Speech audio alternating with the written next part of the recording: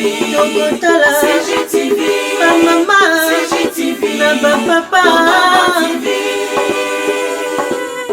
Michel Mayabou CGTV, CGTV, Africa CGTV, Europa.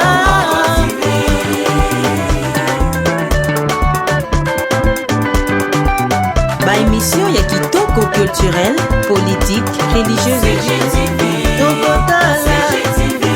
maman CGTV, na papa.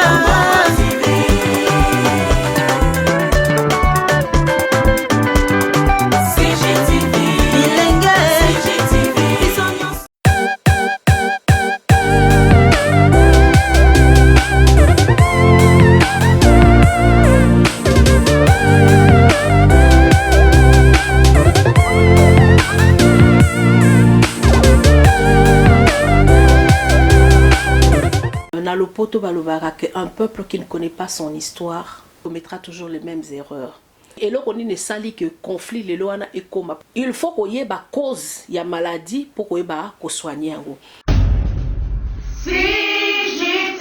Congo Gold TV à la vitesse de la vie. Mbote bandeko balandi ya Congo Gold Television. Nazongeli bino lisusu lelo kaka na masolo na biso otobandaki poso elekaki ndenge nalobaki que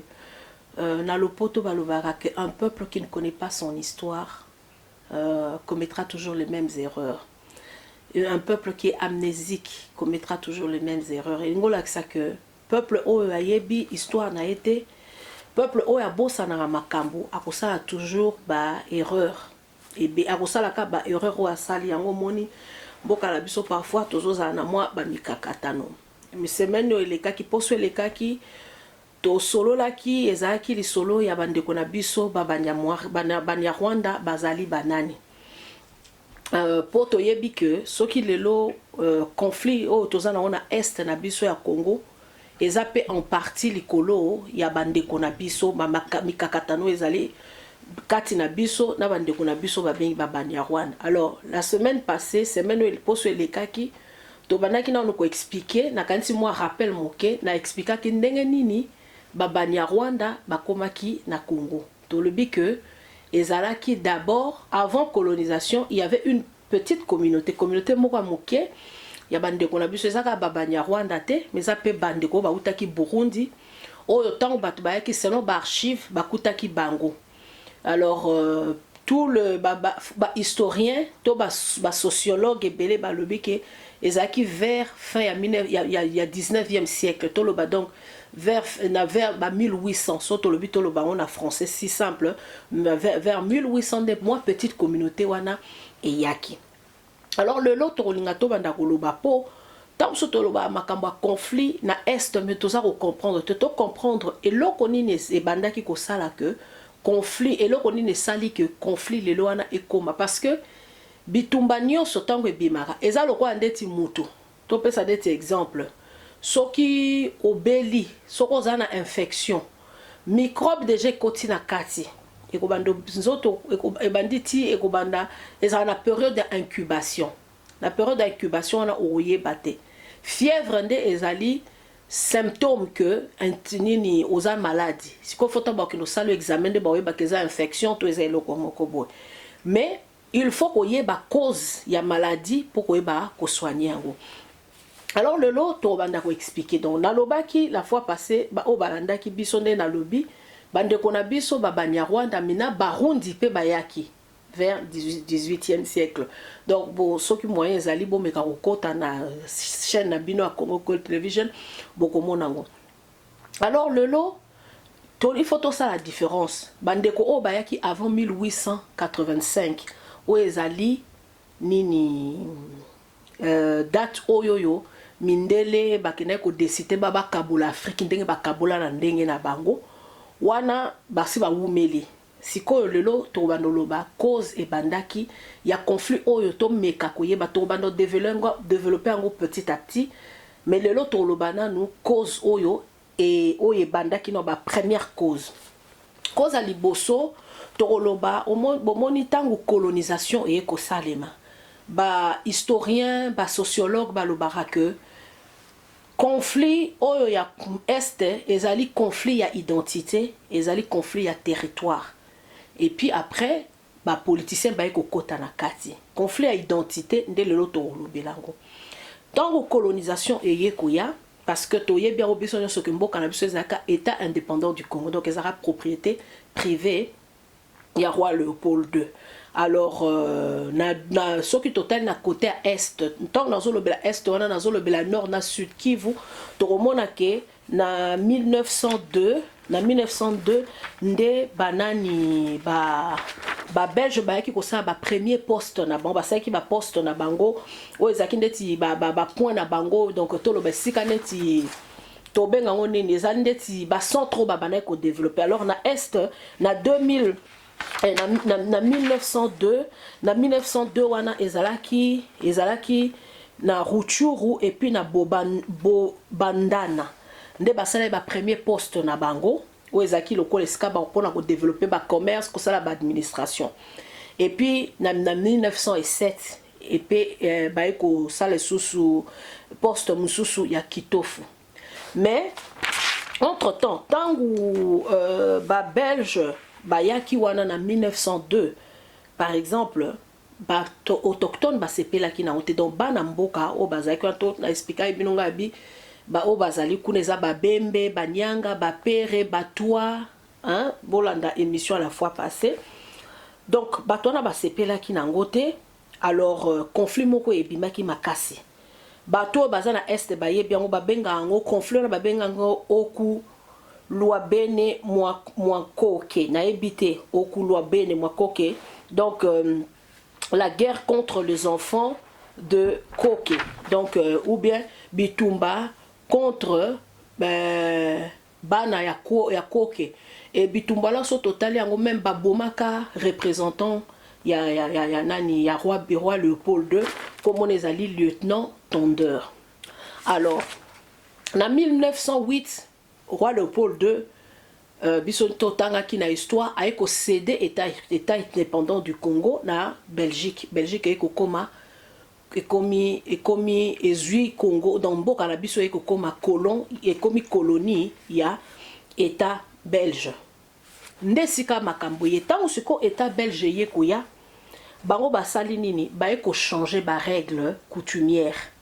Ba changer ba règle coutumière, ba changer ndenge nini bokoko na biso donc bokonzi ki bokoko ndenge ezali. D'abord ba komi kozwa ba nini ba komi kozwa mabele kopesa donc ba komi ko décider pour photo yeba que ti 1953 congolais moko taza na droit ya kozala mabele.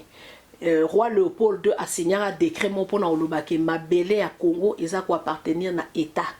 Donc il y a ba belge ba congolais bazali na droite. Alors dans autant bango ba eko ya ba administrateur wana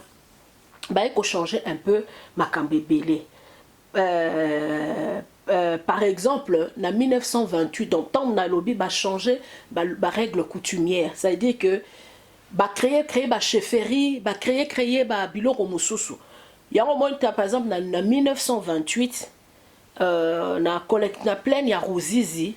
bayaki ko créer nini chefferie moko boye batie chef coutumier moko boye azaki mutu ya Burundi ya autaki na Burundi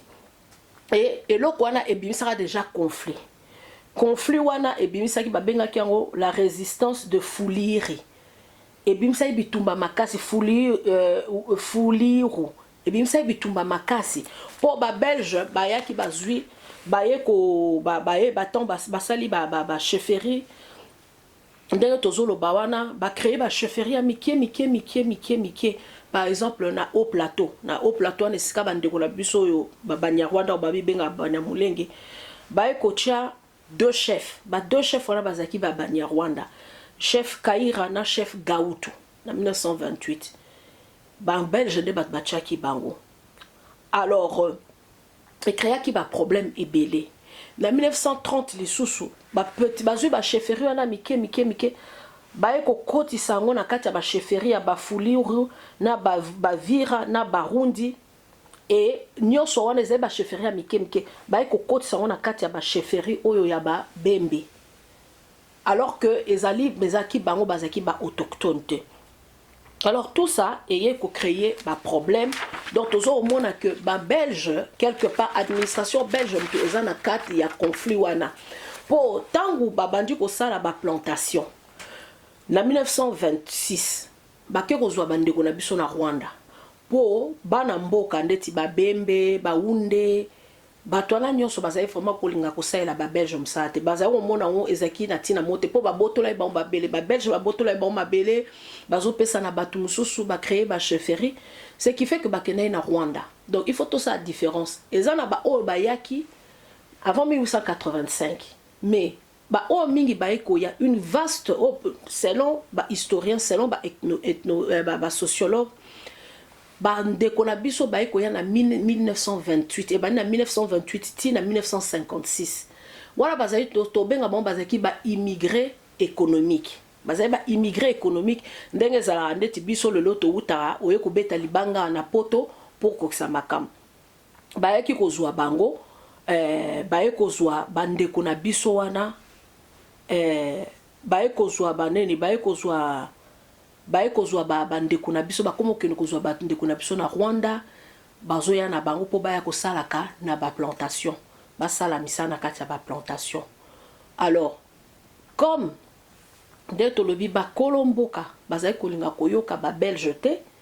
ba Belge pona ko sepelis donc ezandeti ko futa contrepartie lokwa bandeko na biso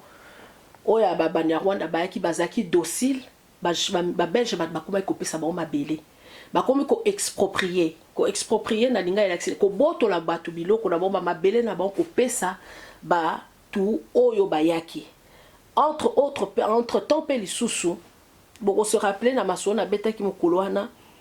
na 1928 lisusu roi moko boye et na 1921 nani roi nani mwami ya Bahunde André Kalinda wana ba papa na ye ba Belge ba na kolinge mingi baki kolinge mingi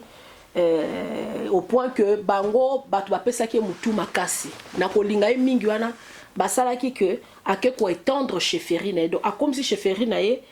chefferie ya Bahunde wana akomisi yango ti akotisi na Masisi so botani na Masisi wana ndeze sika bandeko na biso ba Banyarwanda bavanda penza mingi po eza ba nini ba haut plateau mabele eza ndini matiti eza mingi po lokwa ba bokolaka ba nyama po koyeba lisusu ke bandeko na biso tango ba Belge bayaki na ba Nyarwanda bayaki mingi na batuti liboso parce que moni ba Belge bazaki na ba préjugé moko que non batuti bango baza mayele bango nde bakoko dominer sur batu ce qui fait que ba avantage ki bango mingi. Alors tango Rwandais bandeko na biso ba Banyarwanda bayi kokoma ebele place ezaki lisusu te boko se rappeler na ekoloba que le mwami André Kalinda atekelaki bango mabele 47 810 hectares atekaki en la valeur à 7 000 francs belges au le losoto sale équivalent lango ezali $20,000. Alors atekai mabele wana pona kotia batu wana na kati bandeko na biso ba Banyarwanda o babenga mo ba transplanter parce que bazwaki bango bayaki na bon po baya kosala na ba ferme wana donc baye ba komi kovanda ba boti ba makamwe ba boti basali mabota ba miso pe babanda bayaki na basi na bango na bana donc tant baye kovanda wana ba Belge nde baye ko créer chefferie moko bo créer chefferie ya Gishari baye ko créer nani chefferie wana ya nani ya Gishida baye ko sala na 1900 donc baye ko na tango ba Belge donc na 1937 tant basali mission d'immigration de Banyarwanda o ba Rwandais ba koma ko yebele donc de baye ko sala chefferie wana Gishari tant basali chefferie wana Gishari ba Belge ba obligé ba kolo mabele o eza ba Hunde ba longwa po batikela batu wana po basomba mabele pa chef coutumier wana le mwami André Kalinda po ba accommoder bandeko na biso ba Rwandais. Alors boromona ke même tant ba ki ko sala nani basalaki nini basalaki chefferie wana ya Gishari wana bachaki chef moko chef wana comme les aki Bidera mais bidera wana azalaki ndeko na biso muni ya Rwanda mais tuti mais mutu oyo ayebisaki ba belge ba nommé chef coutumier ezali roi ya Rwanda pour Rwanda tango wana ezaka royaume comme on ezaki Ruda Higwa ye mutu alobaki ke ba nommé bideri wana comme chef ya Gishari wana ezalate eza ba belge nde bango ba inventaki chefferie wana po bachaki banani.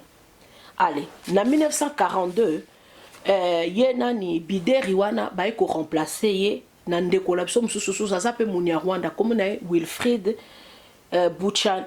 Buchana Nyandi. Na 1957 atango ba économie na 1942 mais et là au moins ko en 1957 ba belge ba lobi non ba bomi chefferie wana ya Gishari ba boma ki on pona ni po ba monaki que chef coutumier wana oya ndeko la biso ya muni ya Rwanda wana akomaki un peu mutu makasi abandaki susu koyoka bango te ba ye ko abolir tango ba ye ko abolir biloko wana tango ba bi chefferie wana ezate conséquence nango ezaki nini conséquence nango ezaki que automatiquement bande ko na biso ba Banyarwanda ba perdaki droit na bango ya kozala na mabele ya perdaki droit na bango ya kozala na mabele et sali que bande ko na biso misusu bazaki bakolo mabele o babenganaki bango basali nini balingi bazongi na kati bazongeli ba mabele na bango. Bon évidemment dès na lobaki na 1953 tozaki na droit ya kozana ba congolais bazali na droit kozana mabelete mais bande ko na baki kozonga et ko créer ba tension parce que ezali lokola donc eza situation moko to loba que bande ko na biso ba belge ba non ko na biso ba belge faut ba aider biso na kati ya makambo oyo parce que bango mo ba créer situation moko baza ba sapeur pompier et puis baza ba pyromane ça veut dire ba tumbi moto et puis bango mo bazuluka ko ya ko boma pourtant ba ye ba kuti ba kolo mabele bobengani bango bolongoli bango na force bosali décret royal bolobi que non mabele wana eza ya bango te mabele eza ya état B ya nini ya Belgique bokomo pesa mabele ndenge muteme lingi bo changer ba loi ya coutume a chefferie boete bokomo ko créer ba chefferie na ndenge na bino bozo respecter sous coutume ya batute batu wana bakendaki baunde wana bakenda misu baboyaki basalaki résistance bino mo boye ko sala chefferie ya Gishari botie bandeko na biso ba Banyarwanda o bino mo boyebi ke bozwaki bango entre 1926 1928 1956 selon ba statistiques selon ba archives au moins 150 000 Rwandais bayaki kovanda na Congo ba wala baza ba Banyarwanda te wala bazali bon stand dans le Banyarwanda bolinga bo comprendre que Banyarwanda eza différence to zonga to sala bande ko na biso ba belge ba yaki kokuta bango na bande ko na biso oyo bakenda ko zwa bango pona ko zwa bango baya ko sala musala na kati ya mboka na biso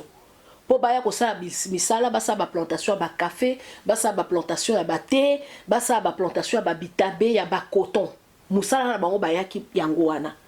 donc bango ba belge bazo changer ba règle bavanda bo a oyo to sali chefferie oyo lobi ba sali chefferie oyo te tout ça est ko créer problème parce que wana neza lokola diviser pour mieux régner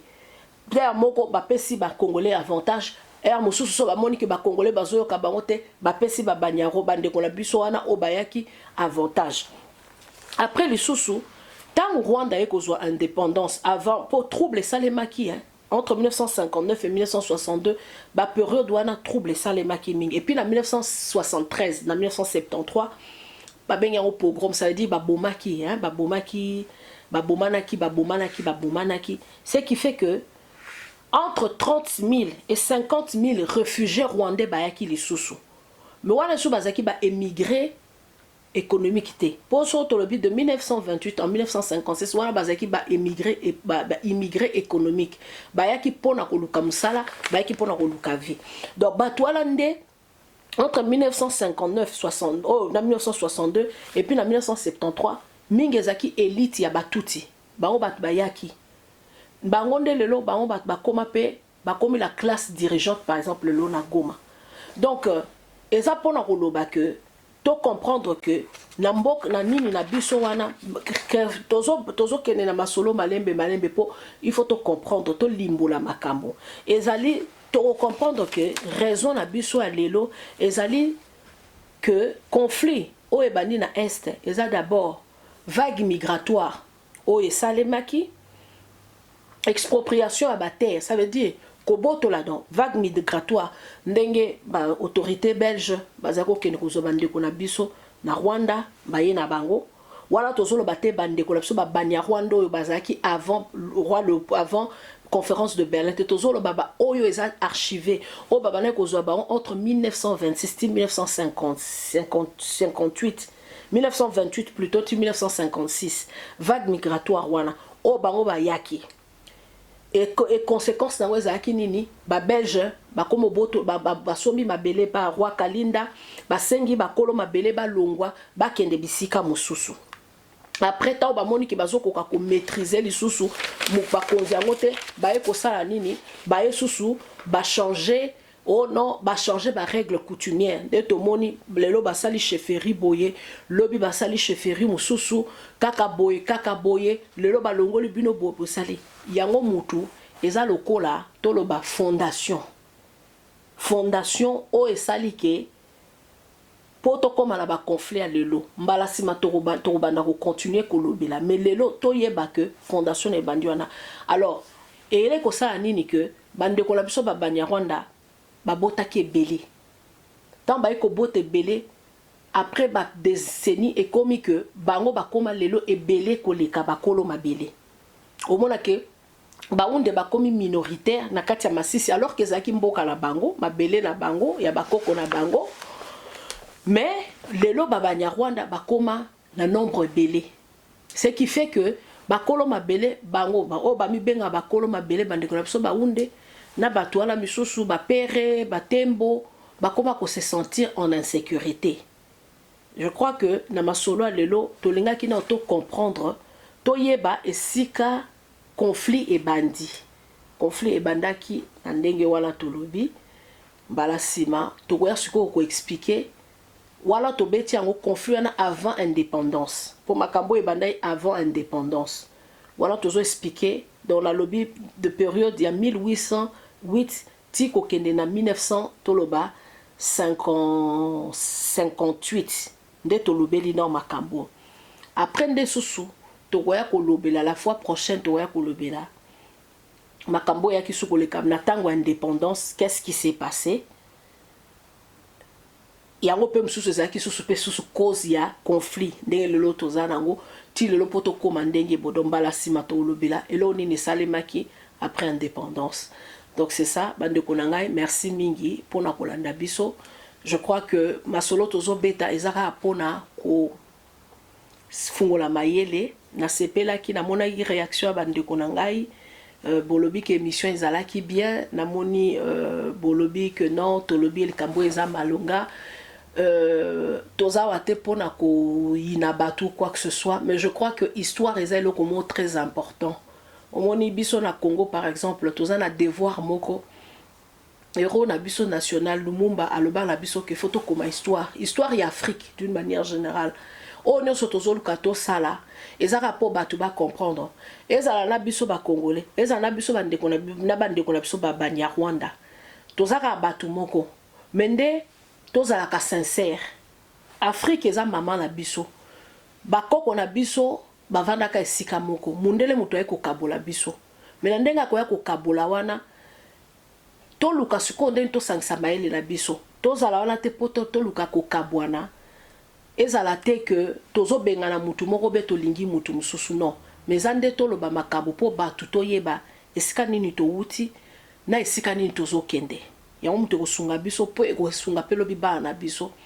en tout cas botika malamu nde to kutani pour Swasima. Congo Gold TV, à la vitesse de la vie.